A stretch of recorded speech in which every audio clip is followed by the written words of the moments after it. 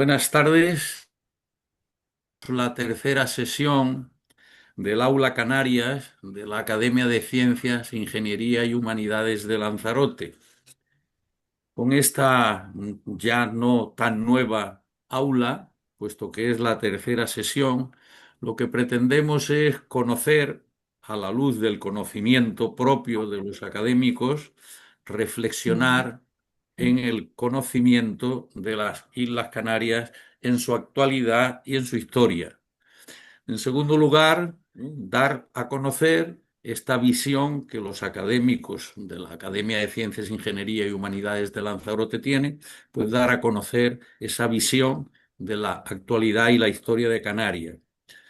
Tercero, pues colaborar un tanto en la orientación, en la educación y en el propio conocimiento de la población lanzaroteña, canaria, peninsular y hasta donde se llegue de Lanzarote y con la centralidad en Lanzarote, en tanto que foro y debate, y con la consideración de que el objetivo final es disponer de una publicación, un libro, Canarias Ah, 2025, vista por la Academia exacto. de Lanzarote, ¿no? Bien, Muy hemos bien. previsto, como pueden ver en esta primera Quiero verlo. diapositiva, ¿verdad? Hemos previsto tres sesiones. Una primera sobre la evolución social de Lanzarote, que dicta Manuel Medina Ortega sobre la impresión, pero que ha tenido problemas y hemos estado hasta este momento intentando resolver el funcionamiento de su ordenador, pero de momento parece al menos imposible. ¿Eh? Y a continuación, pues vamos a comenzar con la sanidad que tenemos, la que queremos y la que necesitamos en Canarias, que la va a dictar el doctor Antonio Alarcón Hernández. Tienen ustedes ahí las presentaciones. En consecuencia, vamos a dar comienzo. Así que, doctor Alarcón, querido amigo Antonio, cuando quieras. Tienes la palabra.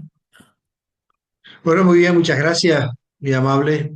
Una vez más, la Academia de Ciencia, Ingeniería y Humanidad de Lanzarote sigue con su estímulo de la cultura y de la capacidad de divulgar ciencia y muy amable por invitarme.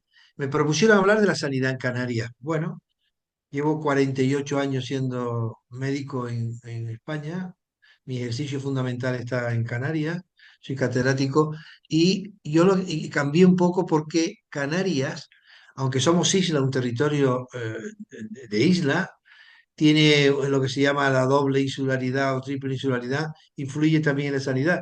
Pero estamos en una sanidad europea y estamos en una sanidad eh, nacional, no vale los localismos. Por eso le sugería al presidente de la sanidad que tenemos, qué está pasando con lo que tenemos, la que necesitamos y la que queremos, que son tres cosas distintas y que no siempre coinciden. Por eso, eh, comentar con todos ustedes que evidentemente lo que venimos es a compartir, no a enseñar, no pretendemos enseñar nada, sino compartir nuestra experiencia y para compartir nuestra experiencia explicar de dónde venimos para poder hablar de este tipo de cosas, cuál es el ecosistema donde nos movemos y ahí está expresado en una diapositiva, pues, donde hemos tenido la oportunidad en una época determinada y coincidiendo muchas de ellas, estar en lugares que dan información, en donde, entre otras cosas, pues el Comité Ejecutivo de la ONU, el Comité Científico de Bamberg, portavoz de Sanidad durante 10 años de sanidad en nuestro país, el vicepresidente del Parlamento Internacional. Todo ese tipo de cosas lo cuento no para nada más que, sino que todo está relacionado con la sanidad. Tuvimos la oportunidad además de estudiar, de publicar y de medir, porque para poder hablar de estas cosas hay que medir siempre y para poder medir hay que tener criterios que midan y por eso y publicamos un libro de sociología de la sanidad donde manejamos una serie de datos que nos permitía medir, porque sin poder permitir medir no puede uno tener conclusiones. Tuvimos también a nivel internacional de forma, yo creo que importante, en el Banco Mundial y en el Banco Mundial del Banco Mundial y esto la posibilidad de compartir también y ser vicepresidente dedicado a la sanidad y también decir a modo de introducción que el conocimiento que uno tiene si no se puede compartir ni es conocimiento ni tiene ningún valor. Es verdad también, y siempre lo digo, y no, es difícil quitarlo, que la ciencia ha cambiado radicalmente, y yo me dedico a la ciencia hace muchos años, que es que la ciencia está en las redes. Es el cambio social más importante que ha ocurrido en la humanidad. Antes la ciencia solamente estaba en la universidad, estaba en las universidades, y ahora está en las redes. Y las redes tienen accesibilidad de todos lados del mundo sin dejar de ser lo que uno es normalmente para poder penetrar en las mismas y ese cambio, por cierto, permite que la democracia se pueda extender, es clave y definitiva para poder hablar de lo que necesitamos. Ahí está expresado un poco el número de ítems que estudiamos para poder valorar lo que estaba pasando en la sanidad en Canarias y a nivel nacional. Esto fue motivo de una tesis doctoral que tuvimos el tema que realizamos ya hace unos años y además también poder tener con las medidas que hacíamos, un carácter académico, social y político de evaluación. Esta foto la repetiré siempre porque es muy buena. Es un Masái, sin dejar de ser Masái, con los papeles del Masái, con el machete del Masái, con un móvil, conectando con quien quiera, y eso yo creo que es muy importante. Después decir también que creo que es clave que la salud es un derecho del 20% de la población mundial. O sea, estamos en la parte privilegiada del mundo. El 80% del mundo no tiene derecho a la salud reconocido, con lo cual es un tema definitivo también. También decir que una vida no tiene precio, que es un concepto moral claro, pero la sociedad tiene un coste y es limitado. No puede haber de todo para todo todo el tiempo porque es falso. Es falso y demagógico. En definitiva, hemos sacado una serie de datos para poder compartir con ustedes de las estadísticas oficiales, de las encuestas que hemos realizado del estudio de la sociología que hemos realizado y ahí les pongo una serie de diapositivas que tienen que ver con ese tema. Y después decir también que no está claro siempre, y ahora estamos viviendo la famosa época del edadismo, que todas las edades del hombre son protegibles por igual. Y no es así, no está ocurriendo definitivamente así. No es lo mismo pediatría que geriatría, no hay plazas de geriatría, pero hay de pediatría. En definitiva, hay que hacer un esfuerzo las administraciones porque esto se tenga que cumplir. Y después también decir y claramente y contundentemente que no existe una buena sanidad sin los medios de comunicación no como propaganda, sino como divulgación. Es imprescindible divulgar qué significa la sanidad, qué acceso tiene, para qué nos sirve, etcétera, como para que se haga de forma clara y no como propaganda. Y por eso también, siempre que puedo lo pongo, nosotros hicimos la tesis doctoral y la carrera completa de periodismo, le dedicamos al periodismo científico, que es lo que me interesa muchísimo para unir nuestra carrera profesional como catedrático de cirugía, trasplantador, sociólogo, periodismo científica, que era clave. Y compartir y luchar claramente con lo que es la jerga médica y el periodismo científico, que nos inventamos una jerga que nadie nos entiende y que creo que es importante descartarla y diluirla. Y la sanidad que tenemos, pues lo que tenemos hoy en Canarias, y Canarias es parte de España, España es parte de Europa, aunque a veces no se le nota, por cierto, en la última época que estamos pasando a veces no se le nota, estamos en una sanidad europea, eso marca carácter, marca condiciones, tenemos una sanidad de financiación pública y además universal.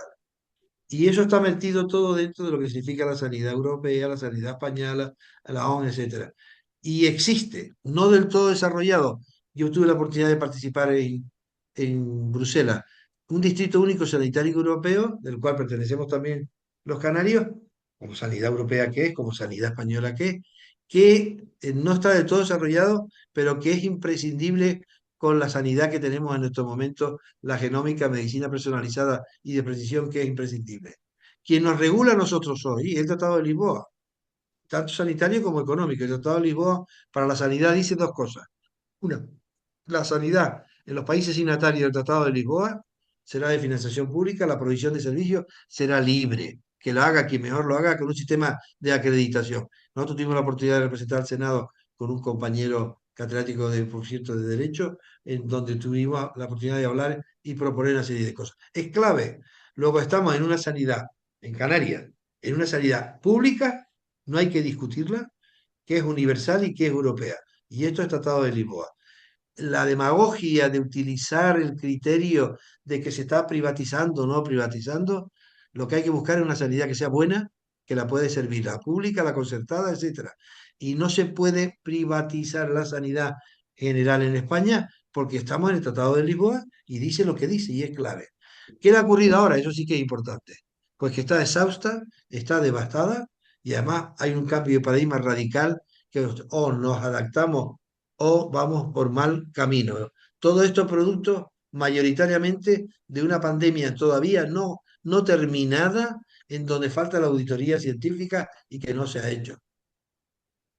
¿En qué empleamos? Esto es un dato que ya con la nueva tecnología se puede hacer de todo. ¿Qué ha empleado el tiempo la gente desde tal hasta hoy? Y un dato muy curioso.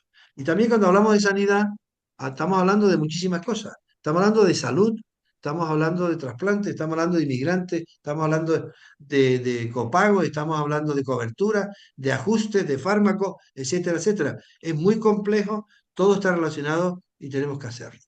Bueno, datos importantes de lo que nos está pasando hoy, pues son las famosas listas de espera, que son absolutamente inaceptables y además que conduce a un colapso absoluto el que estamos viviendo. Tanto en este momento en España hay casi 1 millón de personas pendientes de operarse, una lista de espera intolerable, intolerable, innecesaria, porque no se han tomado las medidas. Y nosotros propusimos en el Senado y se aprobó una estrategia nacional de lista de espera, que no vale que se haga en Santander o en Tenerife o en Madrid, tiene que ser una estrategia nacional. Aquí los localismos no tienen ninguna cabida, los nacionalismos menos, porque estamos hablando de salud y la salud tiene unos criterios europeos universales que se tienen que aplicar. Y además es importante decir también que no puede haber sanidad de todo para todo, porque es falso, eso es demagogia. Y si es así, y que no tiene un coste el estado de bienestar, si no tomamos medidas oportunas, se nos puede gripar, que es un estado muy importante. Esto es un tópico, y he presentado algunas veces esta diapositiva, también en esta academia alguna vez. Los tópicos, ¿qué es mejor público-privado? Es un tópico que un gran socialista, que ya no está entre nosotros, como Jerónimo Saavedra, canario, ministro, etcétera, catedrático, lo había dicho, sí, pero ¿de qué hablas? ¿De qué hablamos? Lo que tenemos que ver es primar una sanidad buena, y la sanidad buena la puede servir de varios sitios. No a la palabra gratuita, que hace un daño enorme. Esto de que es gratuita, nada es gratuito y menos la salud. Hay que pagarla y por eso la palabra gratuita hay que debía desaparecer de nosotros. Y esto rápidamente es lo que está pasando con lo que nos estamos gastando 100.000 millones de euros en la sanidad. Y yo me alegro, pero hay que ser mucho más eficaz, porque son 100.000 millones que está creciendo de forma exponencial y que no está gestionándose de forma correcta que haga que no se esté disparando el gasto, porque para poder gestionar, igual que para operar o igual que para hacer cualquier tipo de cosa, hay que estar formado. Y el déficit de gestión en nuestra sanidad pública española nos está costando a todos los españoles más de 20.000 millones de euros. Lo que quiere decir que estamos gastándonos el tanto por ciento que hay que gastarse por persona para la sanidad, pero con una gestión muy deficiente, no política en los hospitales. Esta diapositiva la presentamos siempre. Hay que cambiar lo que significa el gasto en la sociedad, porque la biología humana reduce 6% la morbimortalidad, el entorno al 19%, el 43% el estilo de vida, y nos gastamos el 90% en los sistemas asistenciales.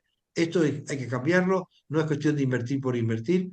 Algo muy importante que ocurre en Canarias, por cierto, tenemos la demografía más tenemos la natalidad más baja por primera vez en la historia de España, Canarias, que antes era la más alta. Esto está marcando y va a marcar el futuro de los próximos 10 años porque no se ha corregido a tiempo real lo que significa la demografía, lo que llamo yo la dictadura de demografía, libro que recomiendo, y que si seguimos así ya no es una pirámide, al final será un uso y no nacen niños, se jubila por obligación con criterios de hace 40 años a las personas en nuestro país, se jubila el talento sin ningún sentido, no hay sustituto por detrás y lo que va a ocurrir es un colapso serio. Yo creo que de los problemas más serios, aparte de la vivienda, etcétera, que es verdad, es la demografía en España. Es un tema gravísimo que no se le ha dedicado a tiempo y cuando se corrige la demografía o se toma en cuenta la demografía, se tarda 10 años en ver los resultados. Hoy tenemos una serie de generaciones que es difícil que haya ocurrido. No hay un periodo en la historia de España que haya tantas generaciones distintas viviendo a la vez. Y ese tipo de generaciones está marcando la pauta, el baby boom, la silenciosa, la grandiosa. En definitiva, hay una revolución postgeneracional que hay que hacer y la única forma sensata de salir de este atasco es que haya un pacto generacional. Todos somos necesarios siempre y cuando se haga de una forma correcta. Claro, ahí pongo la sanidad. En la sanidad que tenemos hoy en España, no en Canarias, en España hay hoy en este momento 10.000 sanitarios, 10.000 médicos fuera de España. ¿Por qué? Porque estamos siendo maltratados. 10.000 médicos fuera de España. Con lo cual, evidentemente, hoy este verano se ha visto que hay cientos de centros sanitarios incompletos porque la sanidad primaria, los médicos de cabecera famosos, médicos de familia, están sin cubrir. Hay 200 plazas, casi 260 plazas, 1.000 de este año de médicos de familia que no se han cubierto. ¿Qué está pasando? Pues muy sencillo, que aquí en España el Ministerio de Sanidad como tal, responsable de nuestra salud, es el responsable, no es las comunidades autónomas. Las comunidades autónomas gestionan, la responsabilidad la tiene el ministerio, que hay que cambiarlo de nombre, por cierto, porque no se debe llamar Ministerio de Sanidad, sino de Salud, porque la sanidad es una parte concreta de la salud y pequeña, no es la principal. Habrá que cambiarlo porque esto es un tema muy, muy, muy, muy grave. Muy grave. Significa que es que, por ejemplo, yo digo compañeros míos cirujanos que viven en Salamanca y operan en Oporto. ¿Por qué? Porque el trato es 4 veces superior, el sueldo 4 veces superior, las capacidades de futuro y de plaza es muchísimo más superior y se está yendo la gente fuera. Y eso está creando un vacío sanitario de una gravedad enorme y en Canarias también. Lo que estoy hablando es del país, porque yo a mí hablar de la sanidad canaria, aparte de que es insular, eso produce una serie de distorsiones, es la sanidad europea. Hay más de 150.000 sanitarios contagiados, sigue sin recuperarse, no se ha hecho todavía la auditoría del COVID, no se ha hecho porque no había comité científico, no se engañaron simple y llanamente. El Ministerio de Sanidad, han pasado en 7 años 6 ministros de Sanidad, se ha utilizado la sanidad como una lanzadera política que le está haciendo un daño enorme y entre la demografía, en donde además también es verdad que la expectativa de vida de los españoles, sobre todo las españolas, 86,23%, 23 años, hace que es una expectativa de las más altas del mundo. No nacen niños, demografía negativa, 1,5 puntos otra vez negativo este año, más lo que está ocurriendo, más de 400.000 ciudadanos mayores de 90 años, todo eso o se toma las medidas de cambio de paradigma o esto se nos colapsa. Aquí hay una serie de datos de Canarias concretos de este año. Bueno, no, yo creo que aporta lo que aporta, hay una lista de espera importante. España, por ejemplo, está en la mitad de lo que significa la media como tal de las demás comunidades autónomas y tenemos un error gravísimo. El principio constitucional de que tenemos 17 comunidades autónomas y dos ciudades autónomas tiene que ver nada que tengamos 17 sanidades distintas porque tenemos que tener una cartera de servicios universal en todo el país. Esto también lleva a una hipertrofia absoluta y duplicaciones de servicios innecesarios y no está escrito en ningún lado que haya 17 sanidades distintas. Es una sola sanidad con gestión descentralizada por comunidades autónomas, pero no que se hagan carteras de servicios distintas, que no tiene sentido que en Santander, yo repito Santander, primero porque es precioso, segundo porque tenemos a Francisco González delante, y que Santander, una maravilla, tenga una cartera de servicios, Canarias tenga otra, Madrid tenga otra, y Cataluña tenga otra. Y sin embargo, no se interconectan y no tiene ningún sentido. Por eso hay que hacer un pacto por la sanidad. Otro de los problemas fundamentales que está cambiando y que tiene que cambiar y que no se están poniendo los recursos es la cronicidad como algo importante y social y sanitario de lo más frecuente. Ya te di 6 ministerios en 7 años, 14 ministros de sanidad en 20 años. Esto no soporta el sistema. Esto lo hace ineficaz. 6 ministros, los números de sanitarios completos aquí lo tienes expresado. Tenemos un número de médicos, que es lo que más entiendo, y de enfermería, pero de médicos por 100.000 habitantes o por 1.000 bastante aceptable con Europa, pero muy mal distribuido, con especialidades hipertrofiadas, por ejemplo, no hay geriatras. El país más longevo del mundo con Japón, que es España, no hay geriatras. ¿Cómo es posible eso? ¿Por qué no hay geriatras? Es que tiene que haber geriatras. Bueno, pues no sale. El modelo que más ha triunfado por todos lados y que somos hechos por españoles, yo me siento orgulloso de estar dentro de él, y llevo 32 años trasplantando, en lo que somos en sanidad, los número uno del mundo, 33 años seguidos, es el trasplante. 33 años seguidos, por encima de Estados Unidos, con diferencia, por encima de Inglaterra, Francia, Holanda, que somos los trasplantes. ¿Por qué? Porque existe una organización nacional, ONT, de trasplante que es modélica en el mundo, porque es nacional, porque hay una sola cartera de servicios, porque no hay fallido, lo hace que sea absolutamente, eh, por ahora, es difícil que alguien nos pueda superar. Eso es lo que hay que hacer con el resto de la sanidad. Bueno, aquí tengo la que la merecemos, podemos centrarlo que ahora ya dentro de en Canarias, pero en toda España. En España no hay interconectividad de los programas informáticos entre unos y otros. No lo hay. Y ya estamos hablando de inteligencia artificial, al cual le estamos dedicando bastante tiempo en sanidad y llevamos 10 años practicándola, pero uno se quiere conectar con Madrid y no te puede conectar, o con Santander o con el País Vasco. Y eso se está solucionando, está mejorando, pero eso hace inviable que sea efectivo un modelo de sanidad sostenible que uno de los y equitativa. Por eso hay el cambio de paradigma, estamos un poquito lejos, la salud digital un poco lejos, y es imprescindible digitalizar nuestro país conectable entre todos con una cartera de servicio universal igual, que se llama Pacto por la Sanidad. Quiere decir que la cartera de servicios que se le ofrece en la sanidad pública española sea igual en Madrid, que en Cádiz, que en Tenerife, que en La Palma. Y eso es un pacto por la sanidad. La inteligencia artificial, imparable, esto es así, no es ni inteligencia ni es artificial, no voy a entrar en esa discusión, es simplemente un big data con la macrocomputación, es imprescindible. En sanidad, el 80% de lo que estamos haciendo ya está basado empíricamente en el Big Data. El problema que tiene es evidentemente la energía, gasta muchísima energía, la energía que gasta es electricidad. Fíjense ustedes por dónde, inteligencia artificial que necesita con la microcomputación, los millones de microcomputación para la macrocomputación, es energética. El 20% de la energía en Europa se está gastando en inteligencia artificial.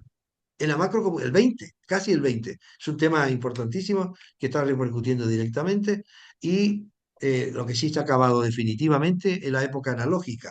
Habrá un periodo de transición que tenemos que facilitarle a ciertas generaciones para que entre en esa varía la analógica, pase a la digital, y las realidades digitales son absolutamente imparables. Crítica a al cambio de paradigma, la genómica, medicina personalizada y de precisión, guión, inteligencia artificial. La crítica es el que la gente está desesperada en tener un éxito inmediato para aplicar a cosas inmediatas en donde no tiene sentido. La inteligencia artificial no va a sustituir nunca al hombre, nunca ha venido para ayudar, no para hacer obstrucción. Es insustituible, pero le falta una cosa muy clara a la inteligencia artificial: no tiene sentimientos.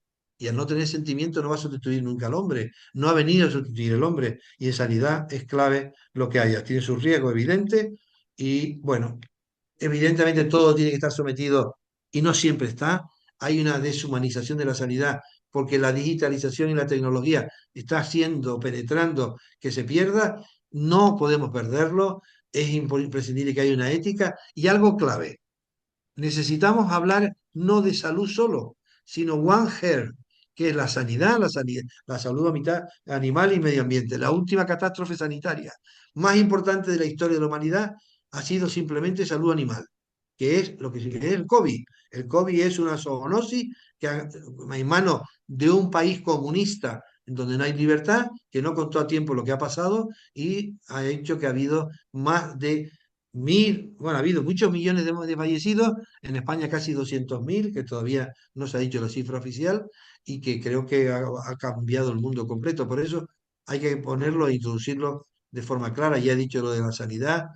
Y hay un tema muy importante que yo creo, y termino, o me corrige el moderador, que no sé quién es, será don Vale. Francisco González, me puede cortar desde que quiera, decir que hoy la edad es un parámetro que no mide cosas importantes. Esto sí, que tenemos mucha edad, pero lo importante es la fragilidad. Se puede, y que es el concepto clave, que por cierto, muchos políticos sanitarios y ministerios no han hecho nada para introducir el criterio de que se puede ser una persona de 80 años, de hecho nosotros operamos a muchísimas personas de 80 años que tienen menos fragilidad que uno de 40. Por eso la edad es un ítem entre cuatro y da un índice determinado que es clave. Igual que no se puede utilizar criterios para jubilar por obligación, criterios de hace 40 años, porque hay gente hoy, si le hemos ganado 17 años en los últimos 40 de la vida, ¿cómo es posible que se siga aplicando en sanidad? Pero en la sanidad o en ingeniería, o en lo que sea, o en la universidad, que está descabezada de mucho valía, porque se utilizan criterios, la obligación de jubilarse, no la... Esto es un logro social, la jubilación estaría bueno, pero tiene que ser voluntaria mayoritariamente, porque es que si no, descabeza todo lo que tiene que descabezar. Entonces ahora ya también hay que cambiar claramente. La genómica nos ha permitido desarrollar, ya tenemos el genoma completo, gracias a la inteligencia artificial está completo, incluida la parte llamada oscura del genoma, y ya nos permite manejar con la inteligencia artificial miles y miles y miles, más de 100.000 millones de neuronas, 50 billones de células, 3.000 millones de nucleótidos. En definitiva, por cierto, también, y termino muy pronto, nunca se nombra al profesor Severo Ochoa, que es la que ha permitido que tengamos claramente la genómica, con un microscopio hace 60 años, que era Cheminova, como digo yo, premio Nobel, es el que ha permitido con su investigación que tengamos hoy medicina genómica definitiva. En definitiva, no se puede ni se debe jubilar al talento. Stop al edadismo. Hoy ya los currículos, se mandan currículos que personas que tengan 50 años ni los miran. ¿Qué está pasando aquí? Esto es una locura.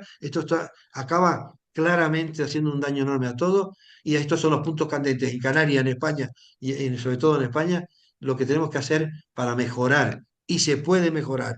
Y hay dinero para mejorar si se administra bien, y se administra bien quien sabe, no puede administrar bien los que no lo saben. No se olviden, por ejemplo, que la falta de adherencia al tratamiento quiere decir medicamentos que se utilizan y se tiran, se prescriben y se tiran, nos está costando 13.000 millones de euros al año, lo quiere decir con esto. Y después entonces aquí hay política adecuada de recursos humanos, nos están maltratando, no somos profesión de riesgo, no tenemos garantizado lo que está ocurriendo con el COVID, el COVID permanente, 2 millones o persistente de españoles tienen COVID persistente, 5 millones de españoles están en soledad involuntaria.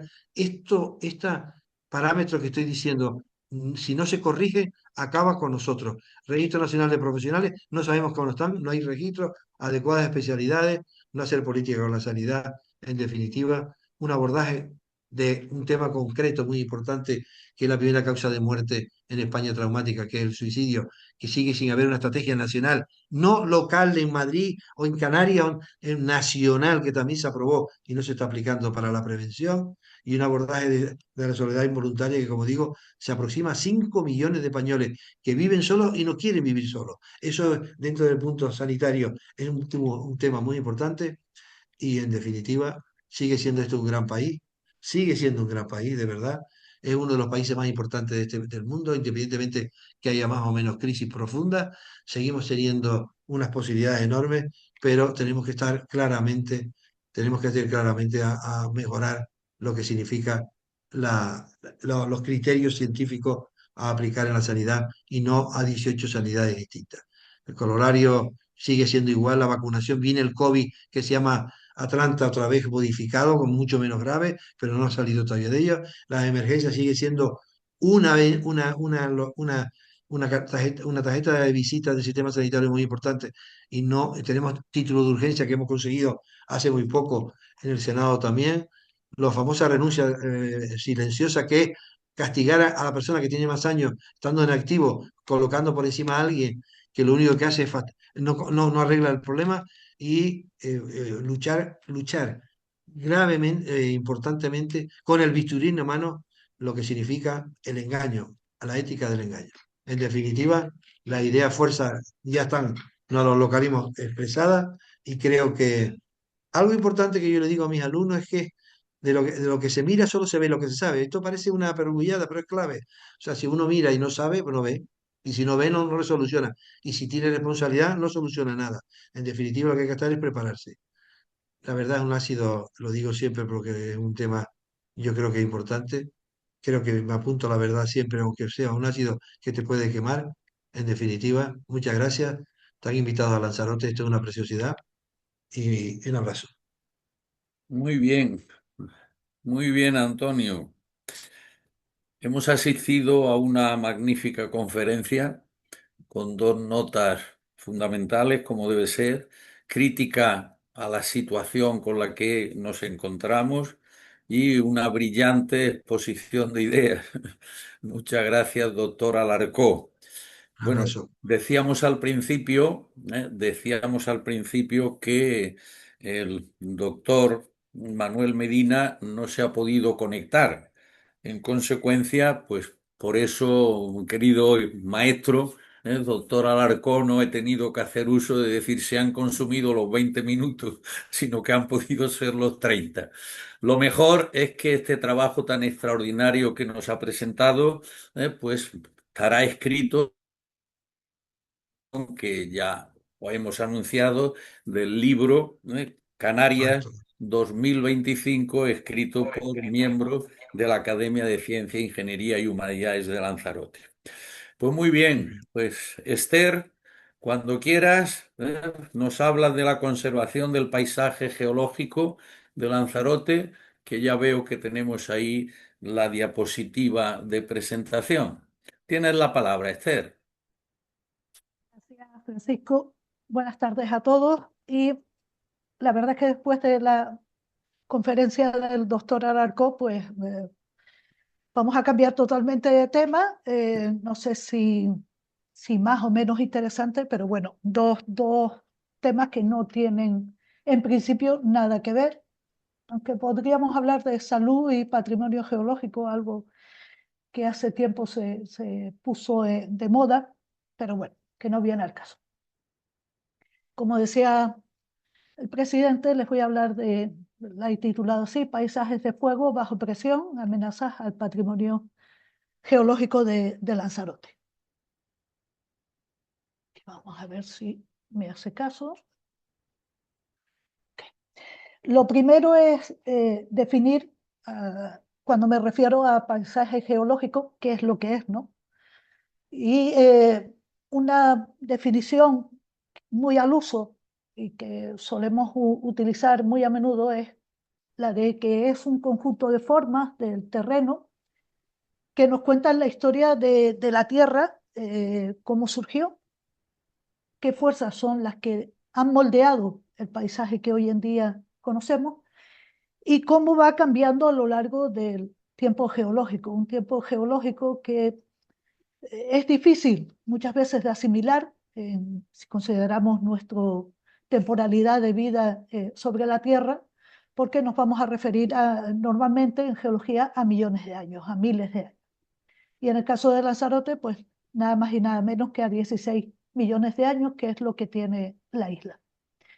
El paisaje geológico de Lanzarote, todos lo sabemos, o al menos los que yo soy conejera, pero todos los que participamos en estas conferencias lo conocen perfectamente, está dominado sobre todo por las formas volcánicas recientes, eh, que más o menos se entornan a los 20.000 años, aunque para todos nos van a sonar sin lugar a dudas el Parque Nacional de Timanfaya y las erupciones que se produjeron entre 1730 1736 y también las de 1824, y que dan prácticamente el paisaje más característico de la isla de Lanzarote.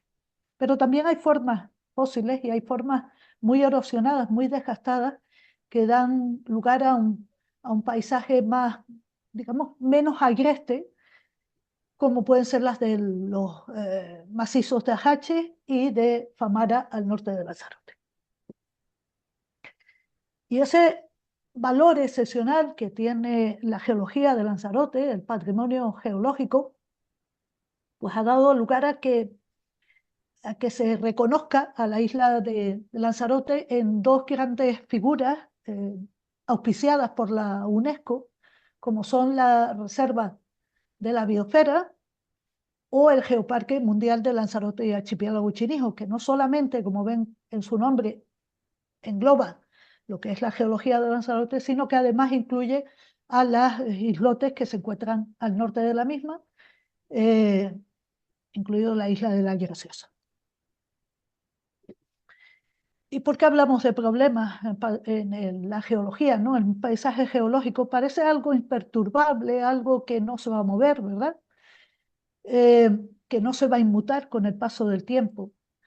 Pero sin embargo, los humanos, desde que pusimos nuestro pie sobre las islas, pues estamos creando una enorme riesgo de degradación, más que riesgo ya efectivo, ¿no? Un deterioro del paisaje que sobre todo en los últimos años, antes hablaba el profesor Alarcó del COVID, y se ha visto muchísimo que después de la pandemia, cómo está haciendo un uso desmesurado del territorio, ¿no? De la geología y del territorio en general. Y por supuesto, la necesidad de crear programas de sensibilización que nos lleven a conservar ese territorio en el que vivimos y en el que tenemos que desarrollarnos durante muchísimo más tiempo, o eso esperamos, al menos, ¿no? Porque todos vamos, los que más, los que menos, vamos cumpliendo años y cada vez con una mayor esperanza de edad, como nos acaba de decir Antonio. Y algunos ejemplos de ese deterioro que vamos sufriendo. Esto es una fotografía aérea sacada del visor de Grascan y a la que todos pueden acceder, del año 77 y del sur de Lanzarote. Vemos ahí, podemos ver la punta de Pechiguera o la punta de Papagayo y en medio, pues lo que sería Playa Blanca, que prácticamente no se nota, ¿vale? En ese paisaje del año 77 podemos ver dos zonas. Una es la zona del Verrugo, y que a todos les sonará más o menos cuando el Verrugo, y la otra zona, un poquito más hacia el oeste, sería la Campana, que como verán en una foto más actualizada del año 2021, es esta foto, 2023, perdón, esta foto superior izquierda. Sobre el Verrugo se encuentra la Marina de Rubicón, esta zona de aquí, y en la otra, pues está todas estas pequeñas urbanizaciones que se han ido construyendo muy cerca del faro de Pechiguera y también en la ladera de Montaña Roja, y este es el gran desarrollo de la localidad de Playa Blanca. Bien, estas zonas que les señalaba son playas fósiles, son yacimientos que marcan la línea del nivel del mar hace 120.000 años. Esos yacimientos son importantes para conocer, por ejemplo, lo que está ocurriendo hoy en día con el cambio climático. En este momento, hace 120.000 años, la temperatura estaba, digamos, muy semejante a la que encontramos hoy en Senegal o en Cabo Verde, unos 27 grados de media a nivel anual, y con aguas totalmente tropicales, con un nivel del mar que estaba entre 4 y 8 metros por encima del actual. Esa es la tendencia a la que vamos según lo que nos indica el panel de expertos del cambio climático. Entonces, conocer lo que pasó en este momento hace 120.000 años nos va a ayudar a interpretar lo que está ocurriendo en este momento y lo que nos va a ocurrir de aquí a 100 años aproximadamente. Pero además tienen un interés histórico. Fueron las zonas que primero conocieron los geólogos del siglo XIX y principios del siglo XX que nos visitaron. Tienen un interés patrimonial. Y hoy en día, pues están amenazadas, como ven en la foto inferior de la derecha, por hoteles en construcción y el desarrollo urbanístico sin contemplaciones, ¿no? Y sin atenerse a ningún parámetro que nos lleve a conservar esta riqueza geológica. Otro ejemplo es la Santa. En alguna charla previa que he dado también en la academia lo he explicado, y ahí ven una secuencia de fotografías de la Santa, de cómo era hacia el año 1960, esa primera foto donde se ve el diagrama en color verde y que corresponden a unas antiguas salinas ya desaparecidas, y cómo poco a poco, por el desarrollo de la Santa Sport, del complejo de la Santa Sport, pues se dragó todo el fondo de esa pequeña unión de mar que conectaba eh, la parte del norte del hotel con la parte de la salina. Se fueron dragando, y lo que dio lugar a que ahora vayamos por esa zona y ya no encontremos el yacimiento in situ, sino lo que vamos a ver son bloques desperdigados eh, en los cuales se ven las huellas de los barrenos para romperlos, extraerlos y verterlos hacia el litoral, ¿no? Ya de ese yacimiento no queda nada, a pesar de ser probablemente el yacimiento que marcaría, sin lugar a dudas, ese periodo de hace 120.000 años, y donde aparecen fósiles tan característicos como ese que tengo en la mano, que es un coral que hoy en día aparece tanto en la costa oriental como occidental del Atlántico, pero en condiciones muy tropicales. Y sin embargo aquí lo teníamos fósil, y ahora mismo lo que lo encontramos es desperdigado por el terreno.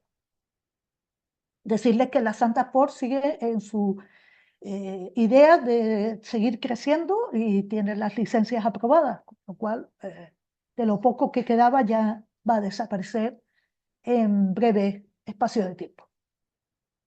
Otro espacio que todos reconocemos de Lanzarote, y si lo miramos, si salimos desde el aeropuerto norte, desde el aeropuerto de Arrecife, de Playa Honda, y sale el avión normalmente hacia el norte, vamos a pasar sobre el Hable, y es una de las vistas más bonitas que tiene sin duda Lanzarote, pero también una de las zonas más maltratadas de la isla, ¿no? Ese gran pasillo de arenas organógenas, de arenas amarillas, que atraviesan de norte a sur toda la isla, y que en el lado sur pues ya prácticamente no lo podemos observar, salvo que hagamos excavaciones, que hagamos cementaciones, ¿no?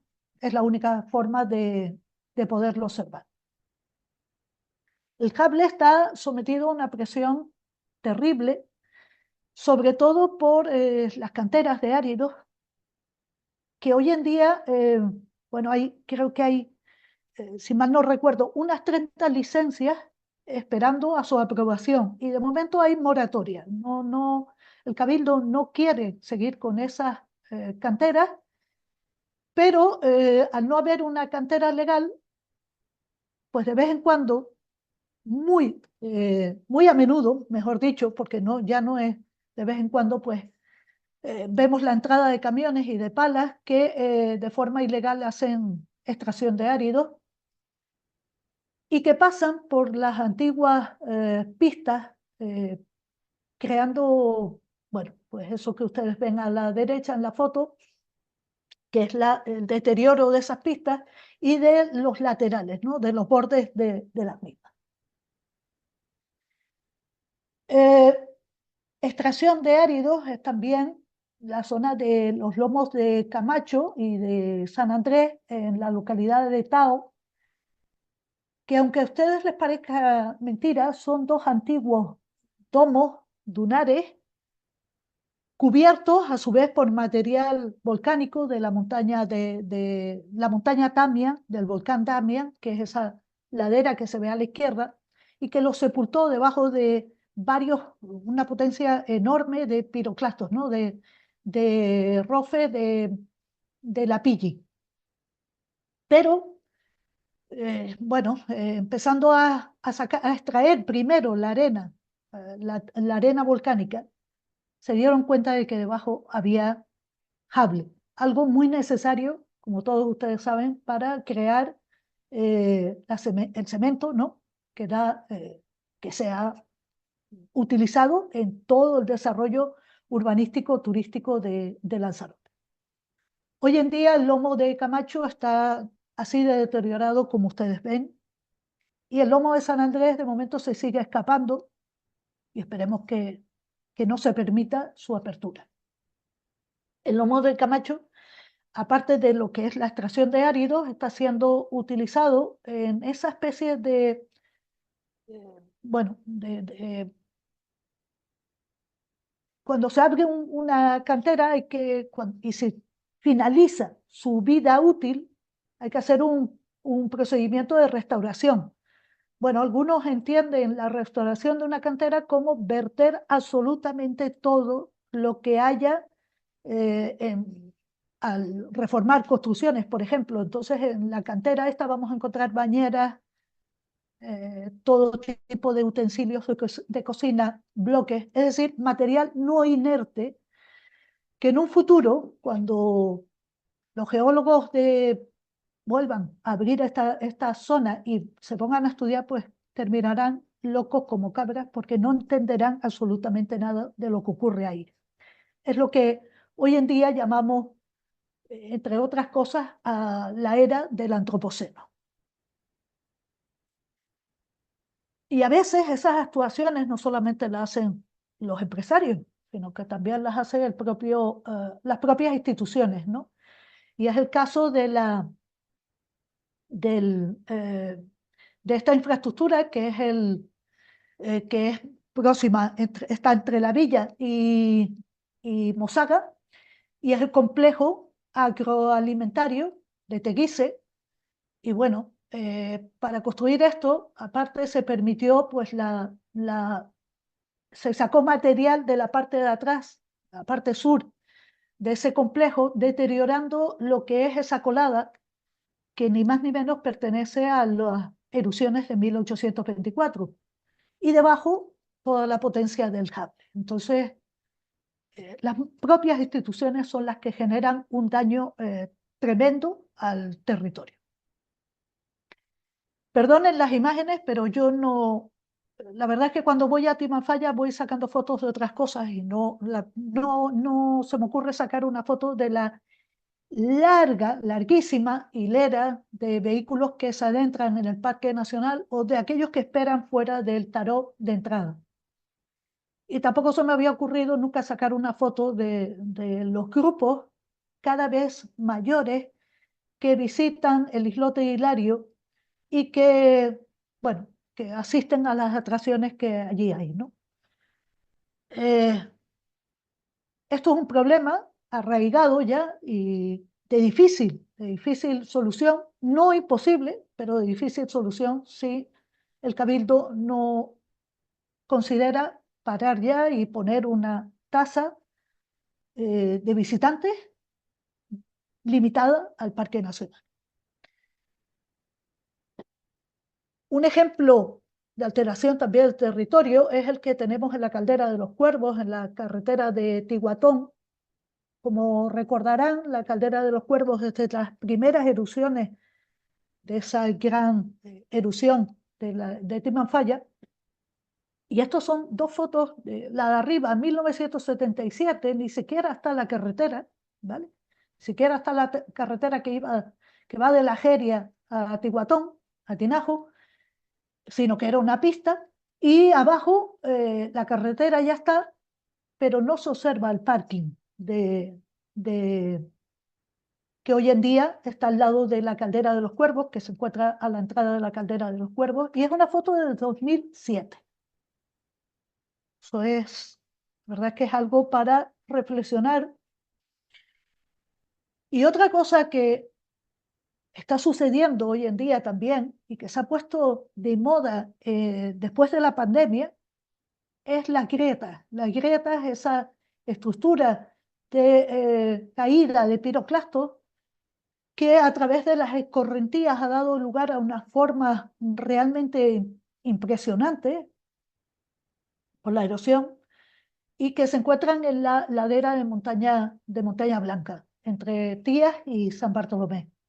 Bien, esta zona pues está siendo visitada a diario por más de 1000 personas, con el grave deterioro que ocasiona no solamente al afloramiento geológico, sino también el peligro que tiene en esta carretera, porque no hay un control de parking ni de nada. Entonces la gente cruza allí por donde le da la gana o se te atraviesan con el coche de repente.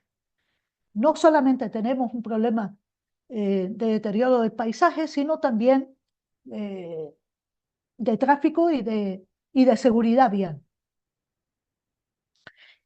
Y todo esto ha llevado a, bueno, a que el Cabildo lance algunos proyectos pilotos en los que se habla de controlar el acceso a estas masificado, ¿no? El acceso masificado a estos lugares, o las locuras que se hacen, como es la entrada por una vereda de un coche, o saltar por encima subir a la bomba esta, que es la mayor bomba volcánica que existe en Lanzarote y que procede de Montaña Roja, una de las últimas erupciones de Timafalla, o realizar una boda en medio de la zona también de la montaña, del volcán del Cuervo o montaña del Cuervo. Bueno, se habla de controlar y se habla de hacer un acceso limitado a esta zona. Pero de momento, la verdad es que esto no está funcionando. Seguimos viendo cómo existen las guaguas lanzaderas desde la Ermita de los Dolores hasta Montaña de los Cuervos. Funcionó 2 o 3 días y ha vuelto los aparcamientos. Y yo creo que la verdad es que más intensamente. Probablemente la solución sea poner allí una caseta y un guarda. Otro gran problema, y que es cuestión de este problema se sacó en los medios de comunicación de Lanzarote hace 2 o 3 meses, y es el deterioro del paisaje protegido de la Jeria. El paisaje protegido de la Jeria precisamente está protegido por las estructuras que nuestros antepasados pues construyeron con mucho trabajo, como fueron los hoyos de vides, ¿no? De las parras. Bueno, hay un empresario que ha decidido que esos hoyos pues son trabajosos, eh, necesitan muchas personas para trabajarlo y mucho tiempo para sacar las vides, y lo que ha hecho pues es arrasar en los hoyos y hacer solamente vides en superficie, en zonas más planas. Esto está, por suerte, está denunciado al gobierno de Canarias, pero como tantas otras cosas en Lanzarote y que todos sabemos, no sabemos cuál va a ser el desenlace y en cuánto tiempo va a llevarse a cabo la ejecución de sentencia, ¿no? Y bueno, al principio les hablaba que Lanzarote y Archipiélago Chinijo es un geoparque mundial de la red UNESCO, y como tal debería actuar y muchas veces ser más contundente en sus declaraciones, y no solamente dedicarse a los proyectos educativos y turismo, hacer programas de turismo responsable o la señalización de algunos espacios, sino también dar su opinión contundente en cuanto al daño al territorio por el cual fue declarado, y que a veces echamos en cierta manera de menos, ¿no? Y bueno, aún pues tenemos muchísimo que hacer si queremos mantener la filosofía del artista César Manrique, y que esa filosofía de protección y de interacción de la sociedad con el paisaje de una forma compatible y sostenible pues pueda seguir produciéndose en Lanzarote. De otro modo, pues vamos al descalabro total y absoluto, no solamente en la sanidad, como decía Antonio Alarcó, sino también en lo referente a la protección del paisaje. Y esto es todo. Muchísimas gracias. Muy bien, Esther, pues muchísimas gracias. Nos has hecho querer más a nuestra isla, como no podía ser de otra manera, ¿no? Bueno, creo que Antonio, estás por ahí, ¿no? Antonio, bueno, vamos entonces a abrir y dada la hora, turno de preguntas. El doctor Alarcó toma nota y a continuación respondes a todos. ¿Te parece bien, Antonio? Encantado. Si soy capaz de contestar, Es sí, lo mejor, ¿no? seguro que sí. Hombre, Venga. por supuesto. A ver, quien quiera Claro. preguntar, Hola, criticar, debatir. perfecto. Hola, buenas tardes. Soy María Ángeles. ¿Qué tal? ¿Cómo Hola, María estamos? Ángeles. Evidentemente, yo Vale, creo que al no hablar de veía. salud Venga. y de One Health, casi casi es obligado que yo diga alguna cuestión, ¿no? Realmente te lo he escrito en el correo interno. Ya te he dicho, creo que no se puede decir mejor y en menos tiempo todo lo que nos has dicho, ¿eh? O sea que realmente, pienso que realmente nos has planteado de una forma muy preocupante, pero muy cierta, la realidad que tenemos hoy en día en sanidad y que realmente es muy preocupante. Y que evidentemente solo yo creo que afrontándolo desde el concepto de One Health, que implica esa única salud, considerando la salud de los animales, incluso de las plantas, ¿verdad? Del hombre y del medio ambiente en su globalidad, es la única opción que tenemos. Y de una forma Claro. así también, siguiendo el ejemplo de la propia una sola salud, pensando eso, que la salud es única, aunque no tiene que ser aquello de café para todos, como muy bien nos has dicho, pero sí que tiene que ser universal la forma de afrontarla. Es decir, era simplemente, pues insisto, felicitarte por la manera extraordinaria en que nos has planteado un problema que realmente va a tener mala solución porque hay demasiados, yo diría, reinos de taifas que nos están por aquí impidiendo llevar adelante todo esto. Y vamos, y también felicito a Esther, que antes me he equivocado con la otra Esther y te he mandado un mensaje, pero como te No, decía, no se te aprovechaba oye también bien, para... María. Perdón, ¿ahora? ¿Quizá? ¿Ahora? Digo, también aprovecho para comentarle a Esther que, como ha empezado diciendo, también lo que nos ha contado forma parte de una sola salud, porque lo que suceda en el medio ambiente ya no solo es salud geológica, sino que es salud para la persona, para los animales y también para las plantas, ¿no? Por lo tanto, creo que la sesión de hoy en día es una es una sesión fantástica que nos abre o que nos sigue insistiendo en un tema en el que no podemos, evidentemente, dejar de plantear, ¿no? Todos estos problemas. Y mi pregunta sería un poco para los dos, si me permitís. Bueno, ¿y qué hacemos, no?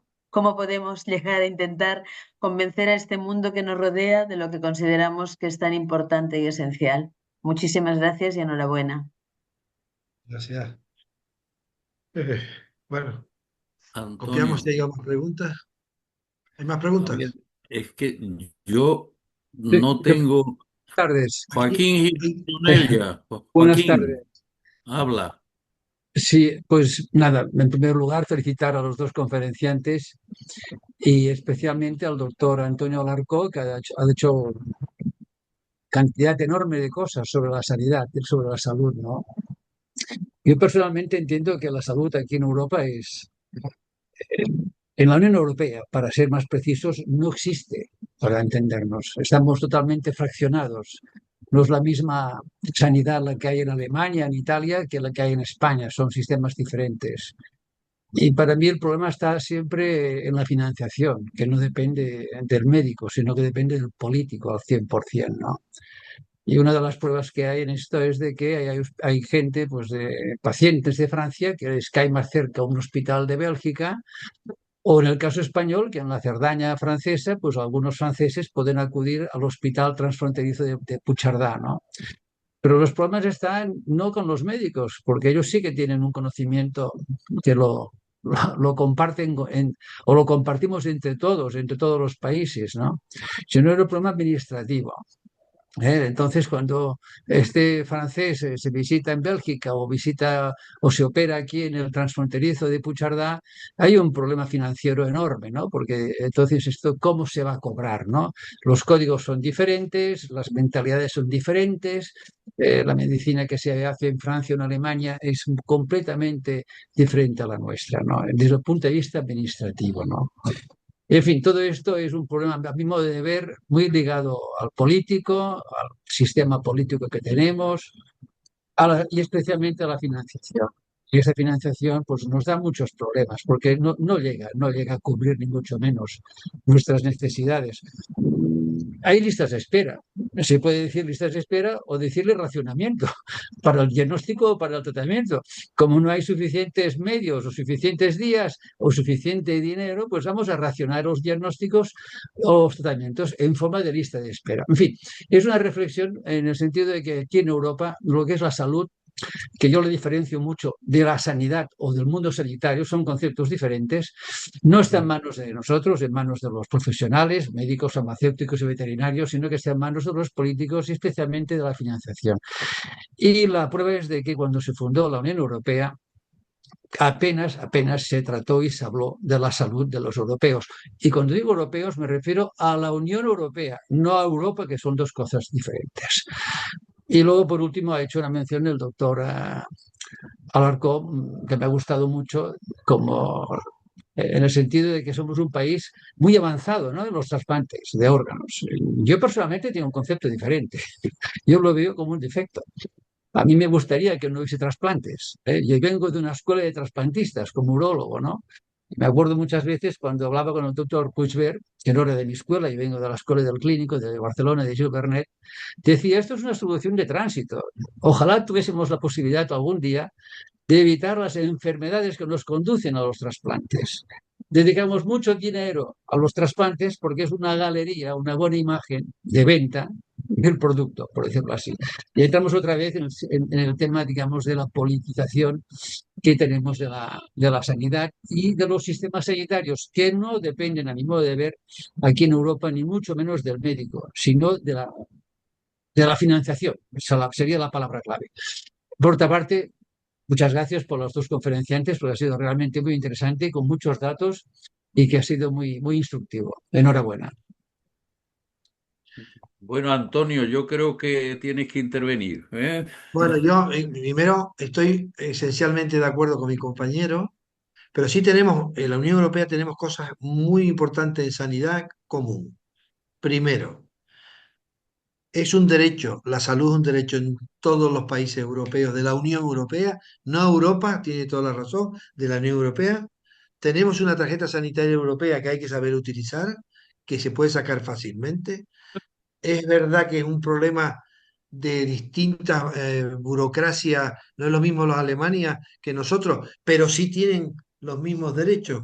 Luego tenemos que ser muy racionales para hacer una cartera de servicios. Y lo que está ocurriendo ahora, querido compañero, le estoy contestando a mi compañero, el urólogo, perdóname que para los nombres soy un desastre, que es muy importante saber que no es posible hacer medicina de evidencia sin utilizar la genómica y utilizar la inteligencia artificial. Y eso es europeo y mundial puro. No podemos manejar la genómica solo porque sería imposible. Tendremos que manejar una genómica globalizada, muy bien centralizada, muy bien informatizada y esos son datos.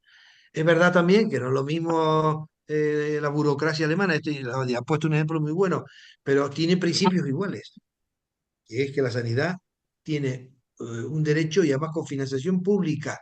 Y cuando uno dice financiación pública no significa que lo tenga que dar siempre lo público, significa que el derecho a la sanidad, aunque sea dada por la concertada o por lo que fuera, será financiado también públicamente. No es lo mismo hablar de salud que de sanidad, totalmente de acuerdo. Por eso debe llamarse el Ministerio de la Salud, no el Ministerio de Sanidad. La sanidad no llega a ser el 40% de la salud que tenemos nosotros los españoles y los europeos, y los One Health es clave. El tema de los trasplantes, bueno, yo soy un trasplantador nato, reconociendo que el trasplante es el fracaso de la medicina. Claro, es evidente, pero bueno, es que eso, milagros no existen. Y mientras tanto hay más de 5.000 españoles andando por la calle curados de una enfermedad, la que queramos, ahora y en riñón mucho más, efectivamente. Pero mientras tanto hoy es una terapéutica con evidencia científica para una serie de patologías, no hay otra hoy.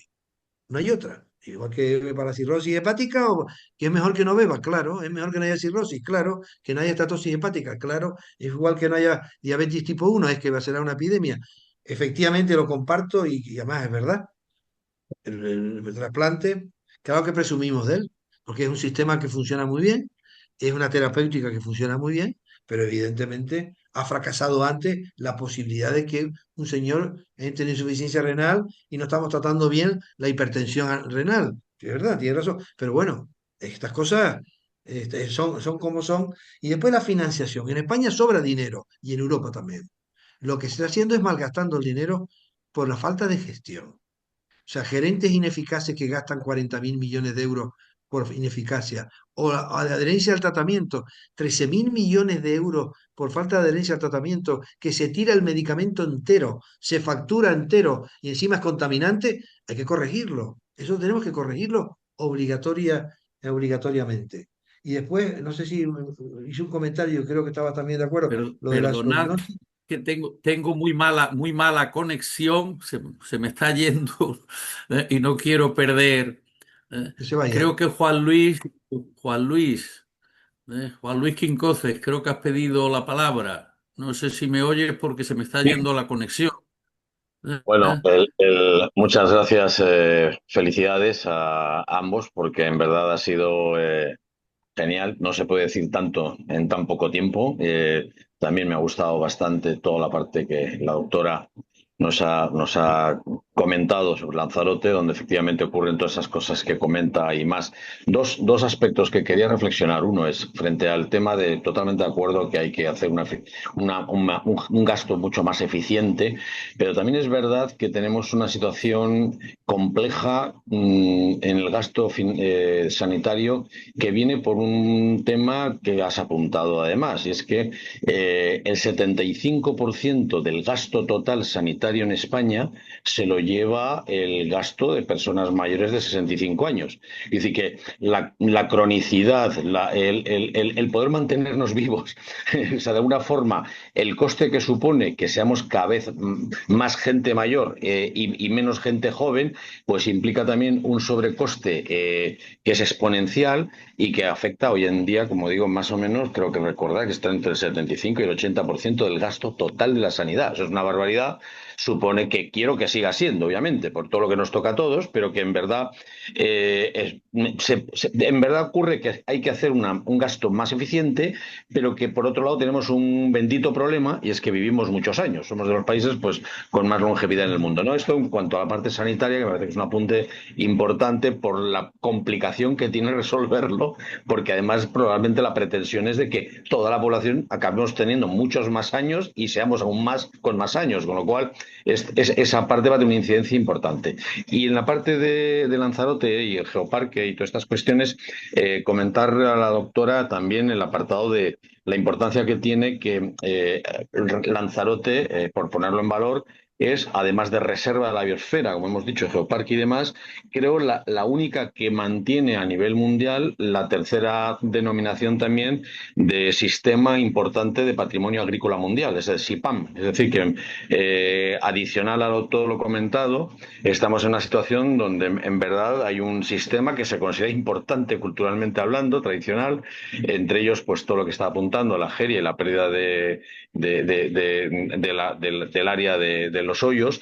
La parte del área de los hoyos tiene una doble problemática, ¿no? Y es que la productividad de la uva es mucho mayor en superficie, muchísimo mayor hoy en día que hay agua, que como se sembraba anteriormente, ¿no? Y efectivamente hay también dos situaciones: la posición de los terrenos nuevos que se ganan para sembrados nuevos o los que se hacen sustituyendo los de los hoyos. Lo ideal sería crecer en hoyos también, pero bueno, dicho todo esto, era apuntar el tema del SIPAM. Así que nada más y felicidades a ambos. Muchas gracias.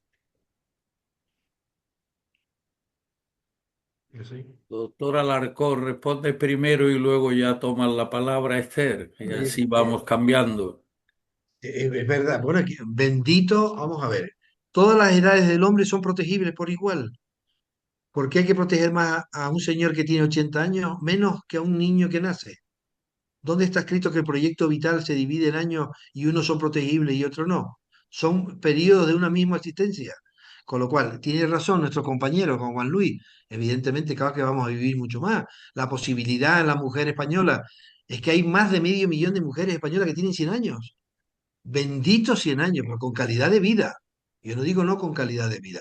Es verdad que cuando uno tiene 90 años, pero por eso viene lo de fragilidad.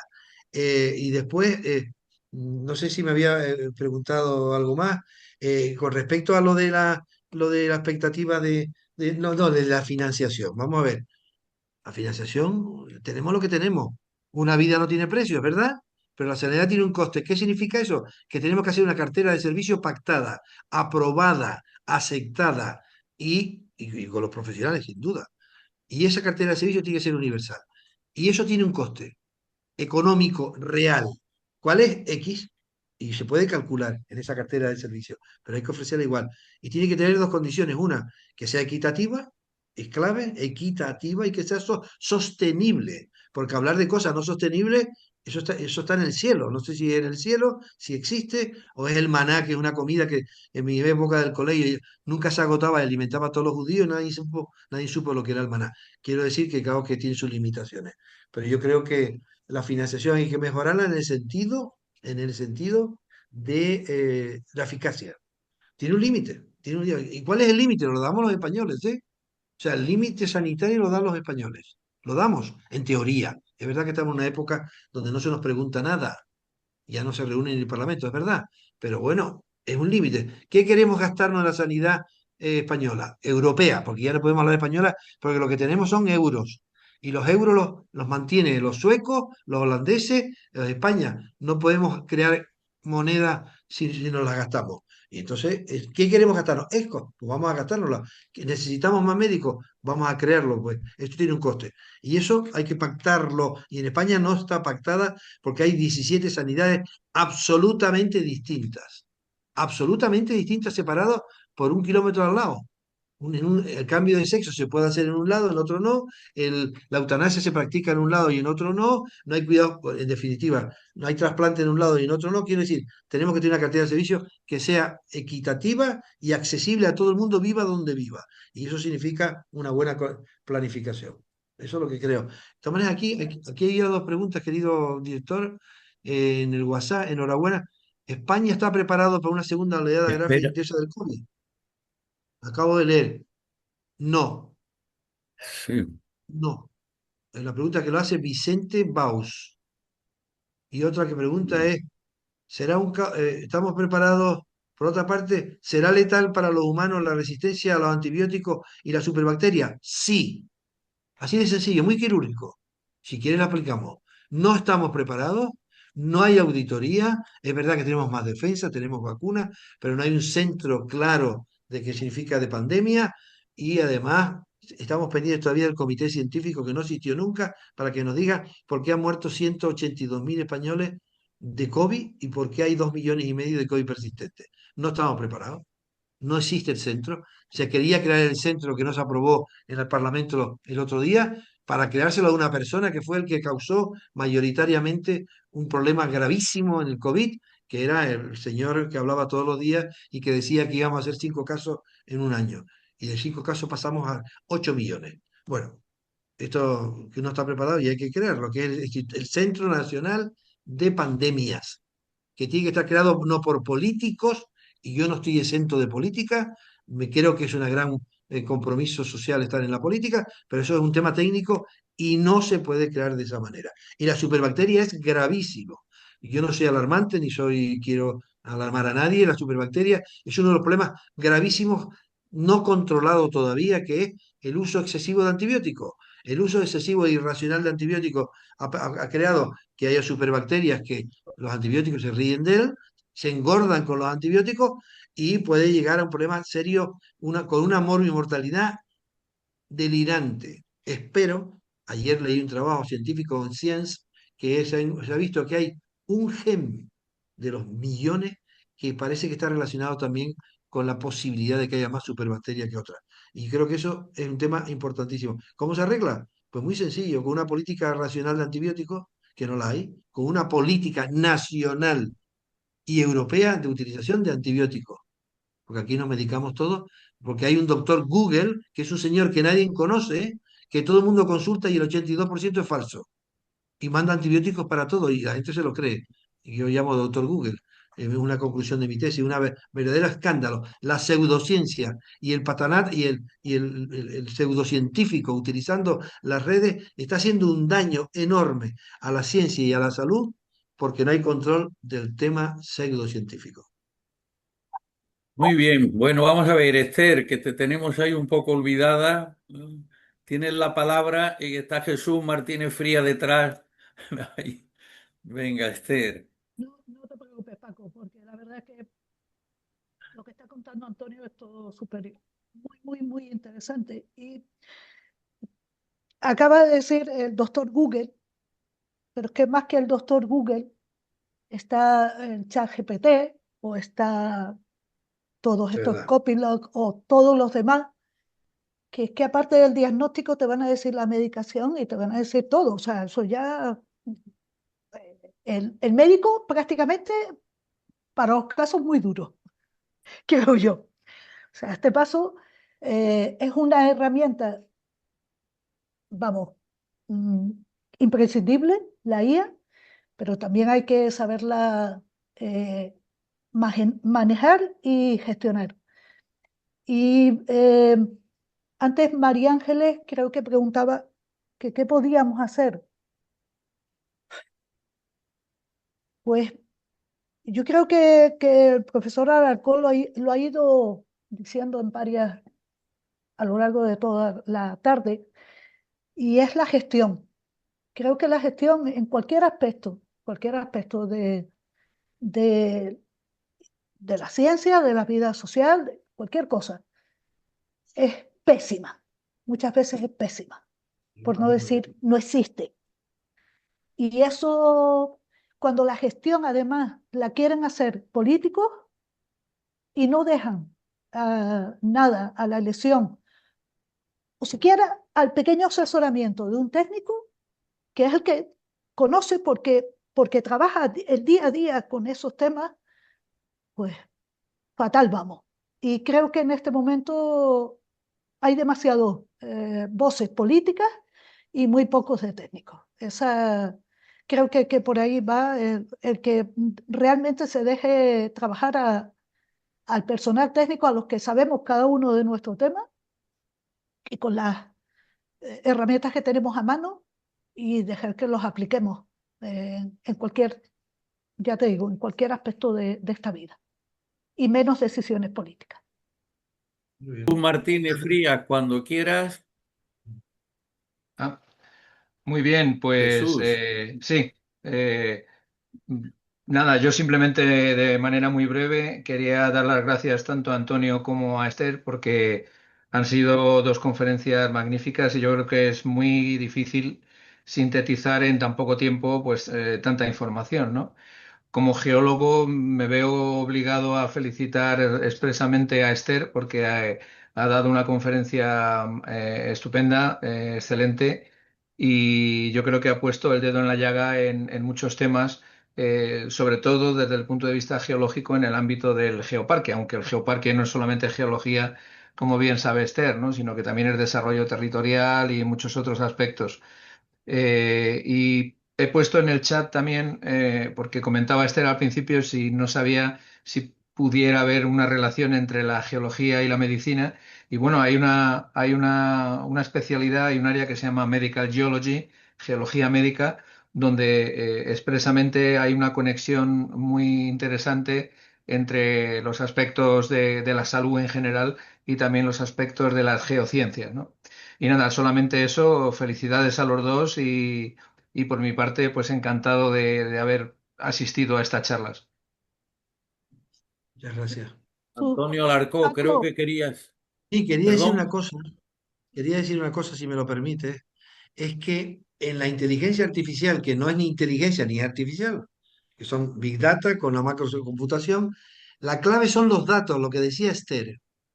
Hay que confirmar la veracidad de los datos. Por ejemplo, el sistema ahora, el GPT, lo manejamos todo, yo ahora mismo pongo el GPT y me lo va a decir, pero si cojo el sistema chino que es gratuito y está expandido, pregunto por China y dice que es un país maravilloso. ¿Por qué? Porque hay billones de datos introducidos falsos. Y es clave la procedencia de los datos para sacar algoritmos correctos. China, como una vez más, un país comunista, capitalista comunista, corrupto hasta la médula, en donde las grandes fortunas circulan como nada, ha introducido un país idílico metiendo millones y millones de datos que tú consultas hoy y te sale, tú preguntas, ¿qué renta tiene una buena sanidad China? Lo podemos poner si quieres. Y te dice, sí, es una sanidad maravillosa. Y te pone un hospital todo tecnológico, que hay uno para 1.000 millones, en donde los robots, no hay personas, funcionan y operan. Bueno, eso es falso. Y como es falso, los datos son clave y eso tenemos que exigirlo los organismos internacionales. Europa ya tiene una Europa de los datos, está verificando datos Europa para poderlo utilizar y sacar algoritmos correctos. Y yo creo que eso deberíamos aclararlo entre todos nosotros. Y para evitar el doctor Google y el doctor Fantasma y el papanata científico, pseudocientífico, lo que tiene que hacer la ciencia, o sea, nosotros, es estar en las redes, con toda humildad e introducir nuestros datos en las redes para evitar la pseudopropaganda. Y es muy sencillo participar. Yo intento introducir de forma humilde todo lo que hacemos, científico, porque el método científico sin duda es el que nos obliga a lo que estamos en la ciencia. El resto no están obligados a nada y así dicen lo que dicen y hacen lo que hacen y haciendo el daño que están haciendo. Por eso creo que deberíamos estar en donde está. Todos deberíamos estar con toda normalidad introduciendo nuestros datos contrastados, auditados y científicos, la evidencia científica, en las redes, que es donde va a consultar todo el mundo, queramos o no, incluido nosotros. Incluido nosotros. Muy bien, Esther, que creo que estabas ya pidiendo la palabra. No, no, nada, era un comentario para Juan Luis, que antes, que te agradezco tus palabras. Y es verdad que la producción de las vides son mayores, y lo soy yo, pero también es verdad que tenemos un problema acuciante. Creo que en estos días se va a hablar, o se ha hablado, yo lo siento, me van a disculpar, primero el presidente, pero no puedo estar en todas las sesiones porque como él y como todos ustedes saben, seguimos activos y por las tardes también trabajamos. El agua sigue siendo un problema enorme en Lanzarote y su problemática sobre los suelos, ¿no? Su acción sobre los suelos. Entonces es verdad que podemos regar, pero hay que tener mucho cuidado con los carbonatos o las transformaciones de caliche que se Sin duda, producen debido a ese riego con agua desalinizada, que cada vez sin es duda. mejor, es verdad. Los sistemas cada vez son mejores. O eso nos hacen creer. Y Exacto. los que vivimos, los que tenemos casas o vivimos o vamos a menudo a Lanzarote sabemos exactamente. Bueno, no puedo más que desearos buen verano. Felicidades a los ponentes. Muchas gracias por la extraordinaria acogida que hemos tenido hoy. Solicitar a los conferenciantes que nos manden sus textos escritos para seguir componiendo el libro, ¿no? Y esperar que nos sigamos viendo, ¿eh? El primer lunes del mes de agosto, que sí tenemos sesión, ¿eh? Pues muchísimas gracias, enhorabuena otra vez.